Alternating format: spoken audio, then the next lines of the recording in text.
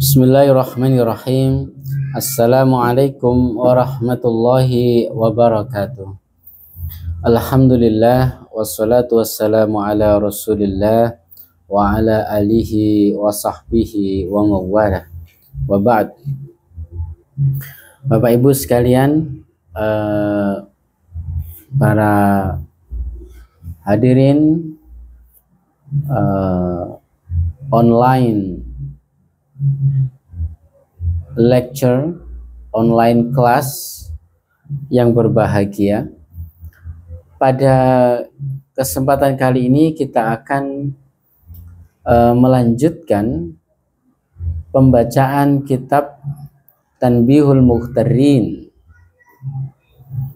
Awakhir al-Qarn al-Ashir ala ma khalafu fihi salafahum at-tahir, yaitu kitab yang berkaitan tentang apa sih akhlaknya para ulama salaf dalam mengarungi hidup ini.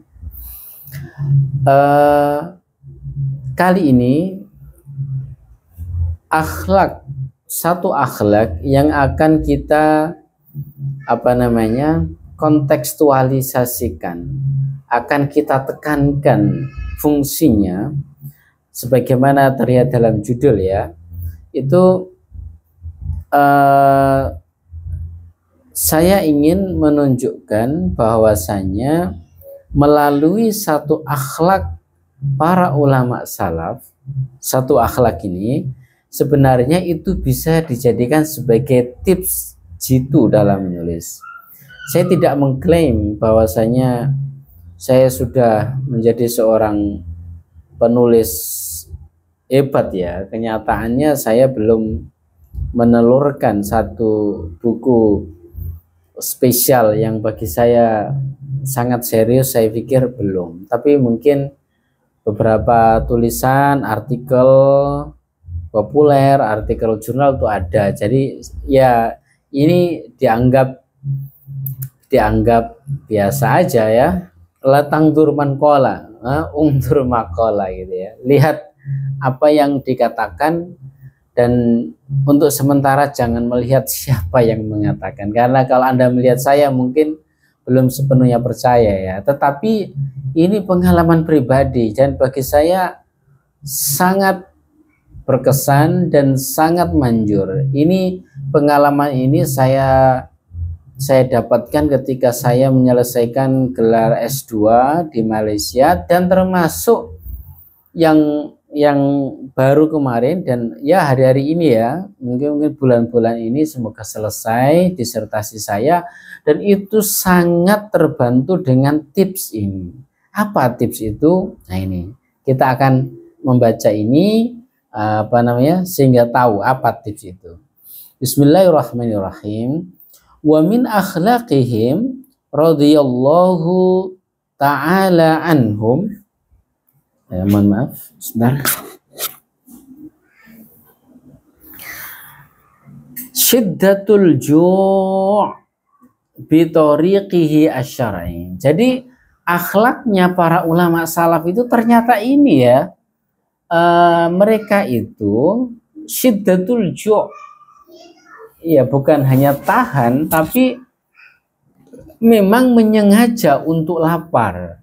Tetapi ini bukan lantas mogok makan, karena lapar itu pilihan, dan pilihannya bitariqihi asy-syar'i, dengan cara yang dibenarkan gitu loh ya. Jadi Masya Allah, ternyata lapar ini sebenarnya sudah saya terapkan. Dan sebenarnya saya mencari juga landasan normatif gitu ya. Ada sih satu hadis, nahnu qaumun la na'kul hatta najua wa naqifu minhu qabla an nashba. Kita adalah kaum yang tidak akan makan kecuali lapar, dan kalaupun sudah makan maka sudah berhenti sebelum kenyang. Itu benar. Tetapi argumentasi lain itu belum saya temukan, dan alhamdulillah ini saya temukan gitu ya. Jadi siddatul ju' bi tariqihi asy-syar'i. Jadi memilih untuk lapar tapi dengan cara yang syar'i, dengan cara yang dibenarkan. Wa illam yajidu syai'an, dan ketika mereka para ulama salaf itu tidak menemukan apa-apa yang halal untuk dimakan, yakuluhu, untuk dimakan, tawu. Mungkin ini tawau kali ya, tawiyah itu melipat. Tawu, mungkin tawu ya, tawu atau tawu gitu. Al ayyama wal layaliya, mereka itu melipat hari, siang dan malam. Jadi maksudnya itu ini uslub yang bagus sekali ya, tawu al ayyama wal layaliya. Itu bukan berarti melipat siang dan malam. Bagaimana melipat? Tetapi maksudnya adalah mereka itu melalui hari demi hari itu sambil lapar itu dengan mudahnya gitu maksudnya. Melipat itu kan mudah ya. Melipat kertas ya udah melipat saja. Melipat baju. Jadi sedemikian mudah pekerjaan melipat sehingga kemudahan ini diterapkan dalam qaul ini, tawu al ayyama wal layaliya. Ketika mereka lapar itu menjadikan mereka itu mudah melalui hari-hari. Ya dek, nanti mereka mudah melaluinya gitu. Nah, tawu al ayyama wal layaliya, masya Allah. Iya. Wa qad jarrabu, mereka itu sudah mencoba. Iya dek, nanti tunggu ya. Fawajadu an-nura kullah, mereka itu menemukan cahaya. Dengan lapar itu mereka menemukan cahaya, wal khaira fi khulwil batin. Jadi dengan perut yang tidak kekenyangan itu mereka menemukan cahaya, mereka menemukan hikmah. Gitu ya. Saya lanjutkan, yang bagi lil alim alla yasba'a qattu. Jadi hendaknya seorang alim, seorang pembelajar gitu ya, terutama mereka yang menekuni membaca buku, literatur macam-macam itu, dan yang mengabdi kepada masyarakat tentunya ya sebenarnya siapa saja ya. Allah yasba'a qattu, seharusnya tidak boleh pernah merasa kenyang, atau mungkin tepatnya kekenyangan kali ya. La siyama ayyam ta'lif, apalagi ketika sedang menulis. Wa dzalika li alla yahjuba, li alla yuhjaba, mungkin ya. Hal demikian agar mereka itu tidak tertutupi untuk mencapai an kamalil fahmi fil Quran wal hadis wal fiqh wa ghairi dzalik, agar mereka itu pemahamannya itu benar-benar cemerlang.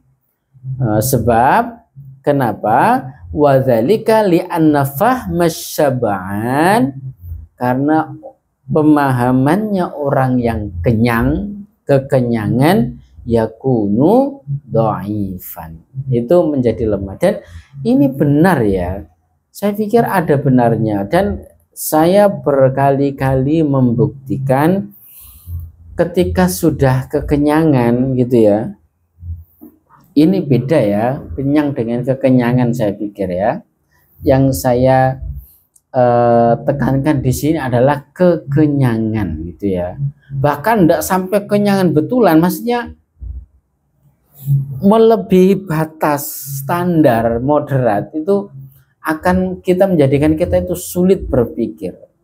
Dan menulis itu kan pekerjaan ya, gampangannya melamun ya, berimajinasi. Kalau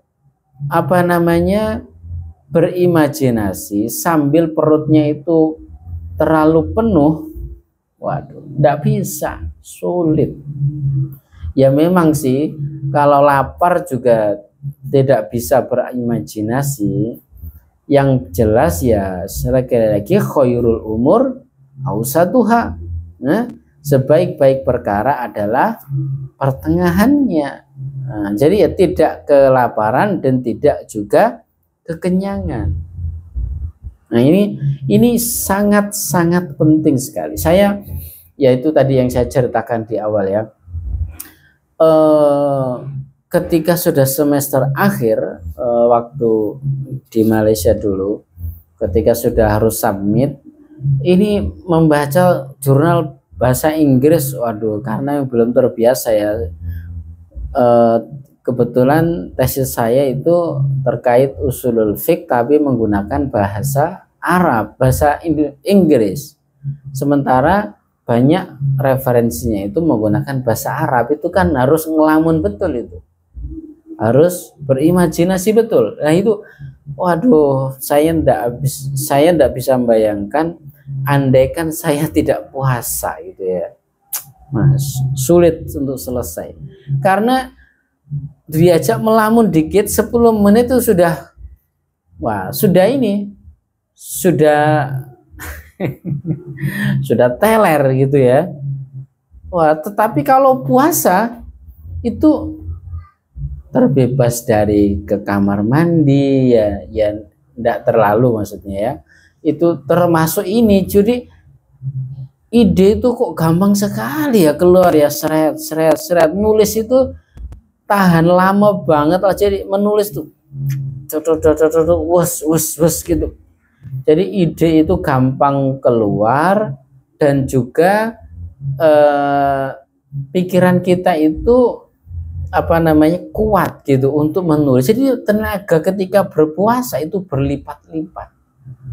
Nah ini salah satunya. Wadzalika, gitu ya. Mana tadi?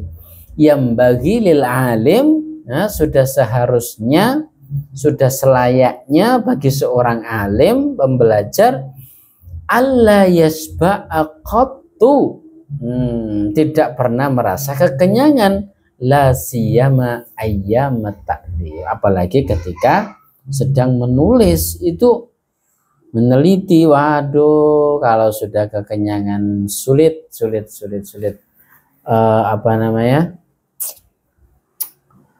sekali. Itu sebenarnya logikanya mudah ya. Mobil kalau mau berjalan tentu perlu bahan bakar.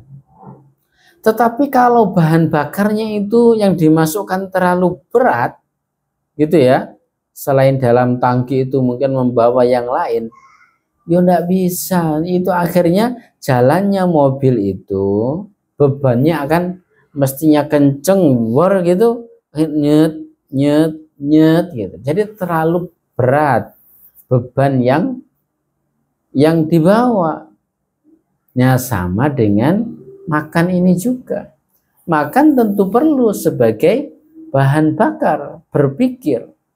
Nah, kalau berpikir itu jauh lebih menguras bahan bakar sebenarnya, karena yang digunakan adalah lemak, energinya. Gitu. Jadi, tetapi kalau kebanyakan bahan bakar atau kekurangan bahan bakar itu, wah, itu kayak mobil tadi itu nggak bisa jalan.